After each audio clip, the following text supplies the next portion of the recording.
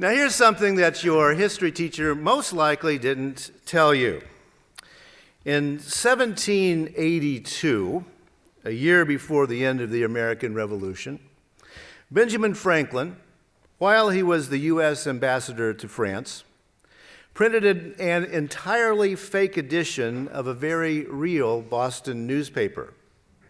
He sent the copies to real newspapers back in the colonies.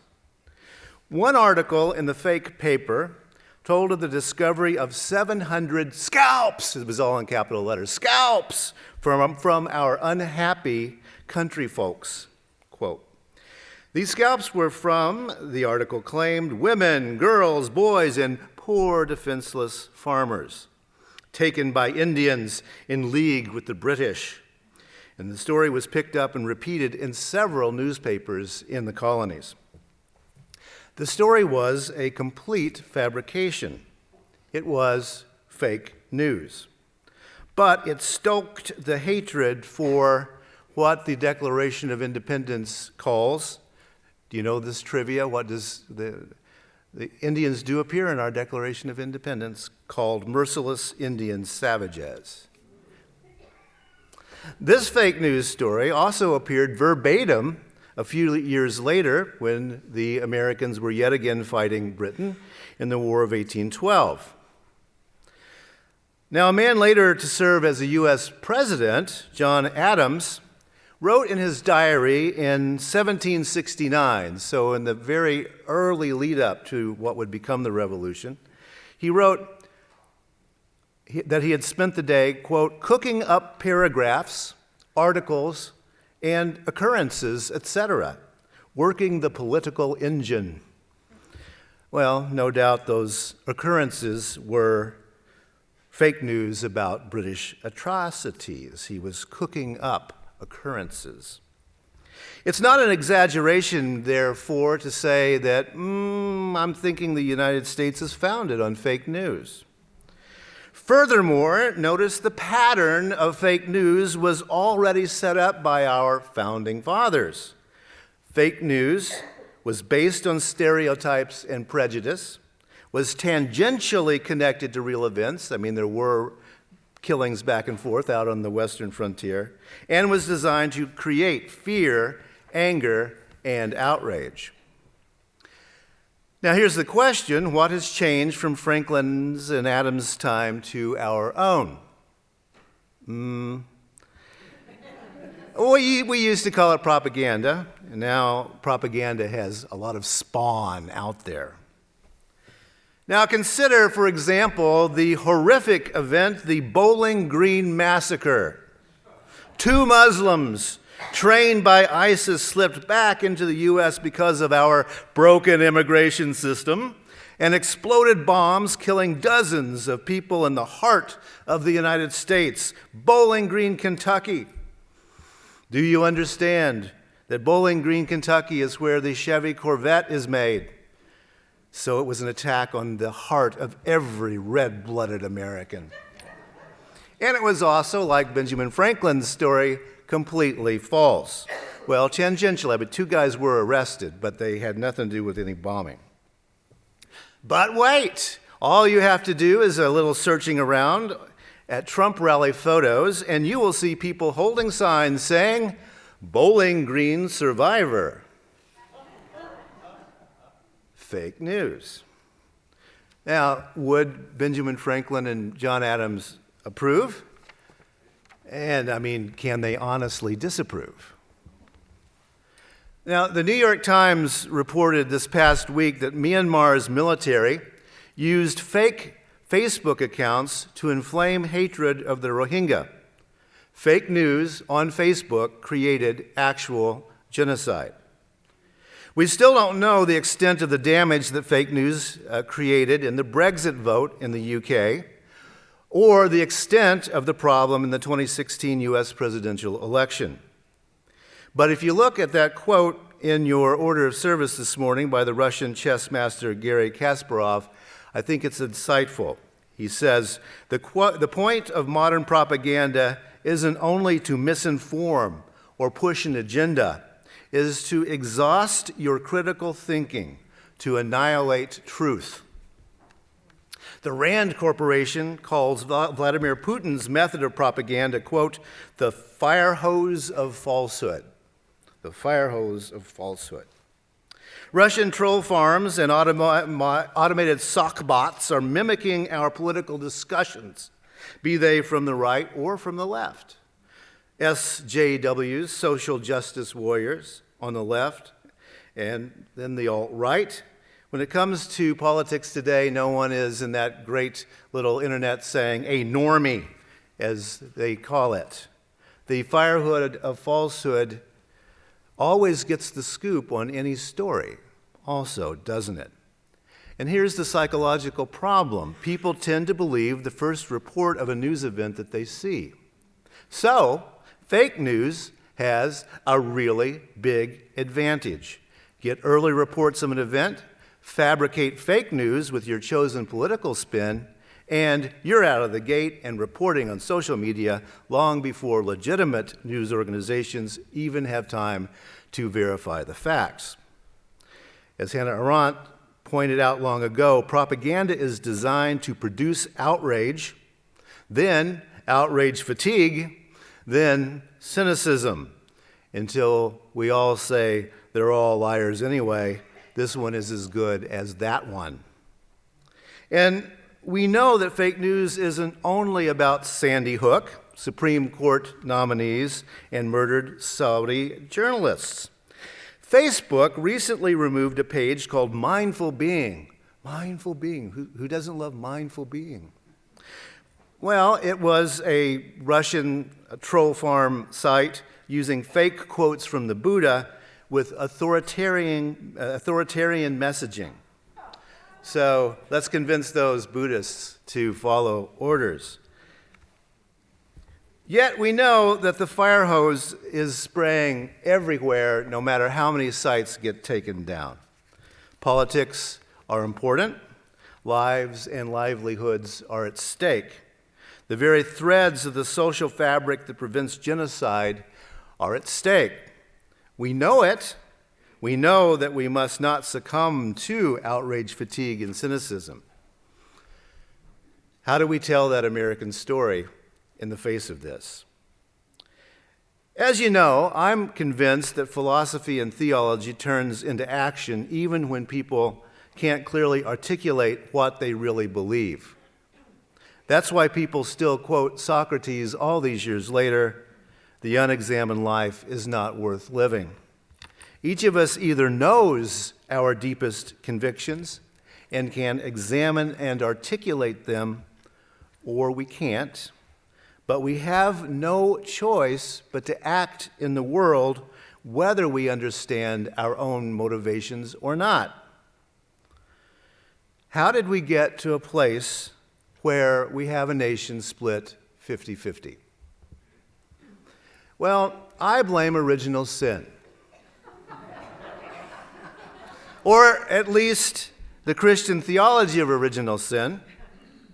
The Christian theology that permeates North America is split down the middle on the question of original sin. Not the theological concept in all of its complexity, mind you, but a simple thumbnail sketch of it. Are human beings born good or born bad? Good question. Perhaps you've seen or heard about a poll that recently appeared in the magazine Christianity Today, a fairly middle-of-the-road Christian magazine, Christianity Today. The poll reveals that 51% of Christian Protestant ministers approve of Donald Trump's handling of the presidency. 51% approve, 20 aren't sure, and 29% disapprove. Now, yes, we come in as Protestant ministers in a poll like that. And so less than 30% disapprove. One thing this reveals is that there are far more conservative Christian ministers out there than liberal ones. Another thing it shows is where ministers come down on the question of original sin. What you believe about the issue runs through all sorts of aspects of your thinking. For example, most liberal Christians, Reformed Jews, native religions, and humanists think that people are basically good, and many also believe in a compassionate and loving God. We believe our neighbors are good folks, no matter what they look like. We encourage our children to be inquisitive and free-thinking. We don't believe in corporal punishment. We think people are born pretty good. We also tend to be better educated and have well-developed social networks and safety nets. We worry about democracy and its institutions. That's not the way for all Americans. The implication of this other way of thinking are far-reaching. I can say this with personal authority because I was raised in the tradition that teaches that people are born evil and only later redeemed. The folks with these beliefs tend to be less well-educated, poorer, and often depend upon kinship for whatever they need rather than social networks. This group prizes obedient children and subscribes to the idea that the devil can be beaten out of children. These folks believe that fear of God and fear of the law are the only things that keep people from murdering each other.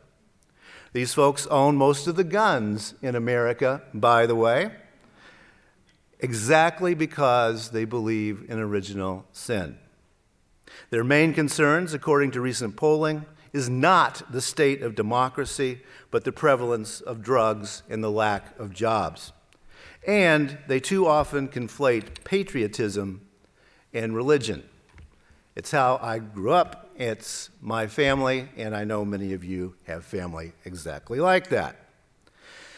Now, I want you to listen to these words from a book by Donald Trump called Think Big. Now, yeah, I don't think he wrote it, but they read it to him, and he probably agrees, all right? So here's the quote. Lions kill for food, but people kill for sport. The same burning greed that makes people loot, kill, and steal in emergencies like fires and floods operates daily in normal, everyday people. It lurks right beneath the surface, and when you least expect it, it rears its nasty head and bites you. Accept it. The world is a brutal place. People will annihilate you just for the fun of it or to show off to their friends. End quote. Now, if it's a bestseller, you didn't read it. Is it any wonder that Trump supporters carry most of the firearms in the country? Now, I suppose that Mr. Trump himself is probably in that matrix thinking about what a great capitalist he is in this sort of, silly jungle metaphor of some sort. And he's a tough business person and all of that stuff. But you hear how Trump's supporters hear it. It's all about original sin. This is exactly what I was raised to believe in a working-class Pentecostal home. You're poor, you feel you've been scammed by the system, you have little in the way of education. Just as in the case of Myanmar and the American colonies, all that's required to rile people up and set them off is some fake news that confirms exactly what they already believe. So here's the challenge. Sometime you've got nothing else to do a search on what the Roman Empire looked like at its height. And what's this got to do with anything else? Follow along now. Take a look at the map of the Roman Empire at its height. It was all the way around the Mediterranean. It went up to the Scottish border and over into Eastern Europe, all the way to the Caspian Sea. Then look at how it was divided up by tribes and language groups. They'll have the little blobs there. What you will begin to notice is that despite the deaths of hundreds of millions of people in war and genocide over those borders, they're almost exactly what they were during the Roman Empire period. It's very strange how contemporary nations almost exactly match. Now, here's the thing. Whatever you think about nationalism, nations are how we divvy up the world. Much of the populist nationalism that is haunting Europe at the present time has to do with those old language and identity pieces. The languages and identities that were already in place when the Romans invaded the place all those years ago. But here in the United States, we don't have those ancient linguistic borders. When the U.S. Declaration of Independence was signed, that document declaring the rightful residents of the continent murderless Indian savages, the most common language on this continent, of course, was a variety of native languages. The second most populous language in North America was Spanish. English was third, and French was just behind it. Unlike much of the world, language, Christianity, European ideas of property and government are all very recent to this continent. They don't go back to the Roman Empire and beyond. If we are to have a common denominator, that story that Langston Hughes is talking about that becomes America, if we are to have that and create a cohesive society, all we have to do that is narrative, is story. It is what we tell ourselves about what the United States means. As I see it, the greatest damage that fake news does is the damage it does to histories and narratives. Fake news creates a dangerously divided society of resentment and mutual incomprehension. And it's about 50-50. I know that all of you here today know everything I've been saying. If you read the news, you know it. But we all have to face the reality that we are participating in a society that has denied, or maybe, if you want to be nice, not denied, failed to provide adequate education and adequate leisure time for people to be critical thinkers, for people to read unfake news sources like, the New York Times and the Guardian, the New Yorker, the Atlantic, Washington Post. You realize that the New York Times is written at a 10th grade level. The average American reads at a 7th grade level. And that average American is also, remember, one paycheck away from disaster and watching their loved ones ravaged by addiction. Now, the U.S. Constitution is written at a 17.8 grade level. Postgraduate, 8.9% of Americans have a master's degree, less than 9%. Now, I know I used to teach reading comprehension, so I know that reading ability and level is not the only thing that makes reading comprehension. But try to catch my point here, right? Can you run a democracy when less than 10% of its citizens can comprehend its founding document? Just a question. Yes, reading comprehension isn't everything. You can also have verbal comprehension. But still, what does it mean for less than 10% of our people to be able to read the document? Or 20%, 30%, 50%? That would be nice. I mean, the Second Amendment to the U.S. Constitution is not difficult to understand. And I'm a gun owner, folks, but the Second Amendment is not hard to understand if you know a bit about British common law, U.S. history, and English grammar. People have the right to keep and bear arms because citizens are expected to belong to a well-regulated militia. That's the reason. My forebears did that. That's what you had to do. You had to have a gun and use it back in those days. By the way, and that's why I mentioned going into British common law to understand what the founders were doing, at that time, British citizens had the right to keep and bear arms if they were Protestants. It's not hard to figure out the program there, right? It's not hard to understand, but you have to have some reading comprehension and background knowledge. When Hannah Arendt was publishing, her ideas were absolutely despised and dismissed by many people. Remember, she's the one, I talk about her a lot, who went to the Nuremberg trials and reported. She was Jewish. She had trained with some of the Nazi philosophers in Nazi Germany. So she got it. The party line when she was writing was that some sort of huge evil had possessed the German people. Arendt contended that no, the Holocaust was not the product of an anomalous cloud of evil.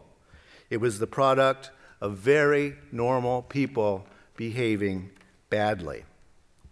She saw this matter clearly. Quote, "In an ever-changing, incomprehensible world, the masses had reached the point where they would, at the same time, believe everything and nothing, think that everything was possible and that nothing was true." End quote. In our electronic world, we've got our DIY, do-it-yourself, we got our IMHO, we got our ROFL, rolling on the floor laughing. And what's the internet acronym for take a moment and think? There ain't one, right? There is no TAMT out there in the hashtags. As far as I'm concerned, Donald Trump has merely called us on our own hypocrisy. Do we want a society in which there is lively and legitimate political debate, or one in which a few of the people fool most of the people most of the time? I've said this before, and I probably will say it tiresomely again, but it is our job to think in such a nuanced way that the Russian troll farms can't reproduce it. Yes, this is a nation that was founded on fake news. But think for a moment about Ireland. Those of you who are a bit older remember when Ireland was called a priest-ridden country. And any thinking person in Ireland who wasn't a priest was called a ruined priest. Look at it now. It changed. Nations can change for the better if good people begin to think and act. So let's get out there and think some thoughts that boggle the troll farms, shall we?